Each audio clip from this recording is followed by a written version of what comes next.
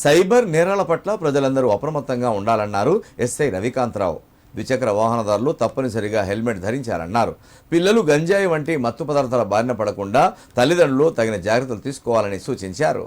సిద్దిపేట జిల్లా తొగుట మండల కేంద్రంలో పోలీస్ కమిషనర్ అనురాధ ఆదేశాల మేరకు పోలీస్ కళా బృందం వారిచే కనువిప్పు కార్యక్రమం నిర్వహించారు. ఈ సందర్భంగా ఎస్ఐ రవికాంతరావు మాట్లాడుతూ ప్రజలందరూ సైబర్ నేరాల పట్ల అవగాహన కలిగి ఉండాలని సూచించారు. బ్యాంక్ అధికారులమంటూ మీకు లక్కీ డ్రా వచ్చిందంటూ ఎవరైనా గుర్తు తెలియని వ్యక్తుల నుండి ఫోన్ కాల్స్ వస్తే వెంటనే 1930కి సమాచారం అందించాలని గుర్తు చేశారు. గ్రామాల్లో ఎవరైనా ఎక్కడైనా గంజాయి మత్తు పదార్థాలను విక్రయించిన వెంటనే పోలీస్ స్టేషన్ కు సమాచారం అందించాలని, తమ వివరాలు గోప్యంగా ఉంచుతామని గ్రామస్తులకు తెలియజేశారు.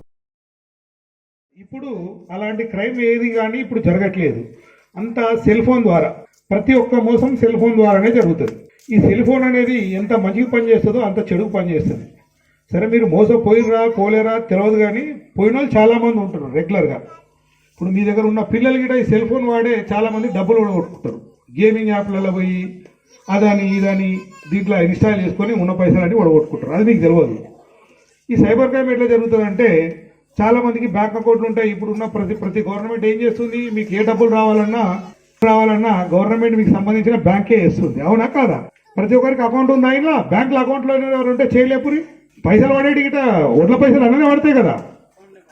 Very good. ఇప్పుడు కొంతమంది ఏంటంటే మీకు సంబంధించిన ఏం ఎక్స్పైర్ అయిందని ఫోన్ చేస్తారు కానీ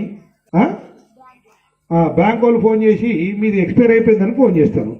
ఏ బ్యాంక్ వాడు నువ్వు పోయి బ్యాంకులో నిలబడితే అర్ధగంట దాకా నేను పలకరియాడు.